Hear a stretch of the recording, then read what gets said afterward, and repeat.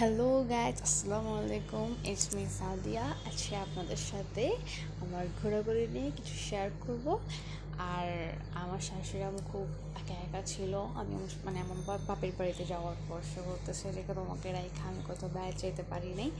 তো শাশুড়ি আম্মুর আবদার হচ্ছে যে সে আমার সাথে একটু বের হবে অ্যান্ড ওয়েফেল খেতে যাবে। খুব ফেভারিট, খুব খুব খুব ফেভারিট ওয়েফেল। তা এখন আমরা বাসা থেকে বের হয়ে যাচ্ছি ওয়েফেল ওয়েফেল নাট খাওয়ার জন্য।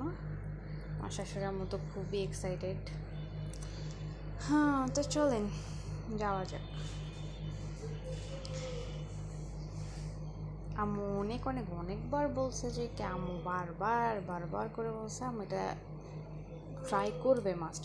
আর আমিও দেখতেছিলাম যে রিক্সা পাওয়া যায় কিনা। রাস্তায় বের হয়ে দেখে একটা রিক্সাও পাওয়া যাচ্ছে না। মানে এতক্ষণ ওয়েট করার পর রিক্সা পাওয়া গেল। আমি আর আম্মু গল্প করতে করতে পুরো রাস্তাটা পার করলাম। আশেপাশে অনেক সুন্দর সুন্দর রেস্টুরেন্ট দেখতেছিলাম, চিন্তা করতেছিলাম কোনটায় যাবো কোনটায় যাবো। পরে আম্মু বললো যে চলো ওয়েফেল নাট যেহেতু খেতে যাচ্ছি তো ওয়েফেল নাটই খাই। মানে আম্মু ওয়েফেল নাট খাবে। তো দেখতে দেখতে চলে আসলাম ওয়েফেল নাটের কাছে। তো খুব সুন্দর দেখতে, ডেকোরেটেডটা খুব সুন্দর, ভিতরের অডিটোরিয়ামটাও খুব সুন্দর। চলেন দেখাই গিয়ে। এই যে খুব সুন্দর। আর এখানে মানুষের ভিড় ভিড় কাকে বলে আল্লাহ!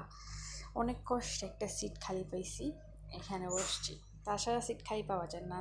আবার দেখতে দেখতে চলে আসছে আমাদের অর্ডার করা ওয়েফেল অ্যান্ড চকলেট শেক। খুব এনজয় করছি চকলেট শেক। আমি তো অনেক মজার মজার বাইট দিচ্ছিলাম। আমি বলতেছি চলো তোমাকে ভিডিও করে দিই। আজকে এতটুকু। আল্লাহ হাফিজ। কথা হবে পরের ব্লগে।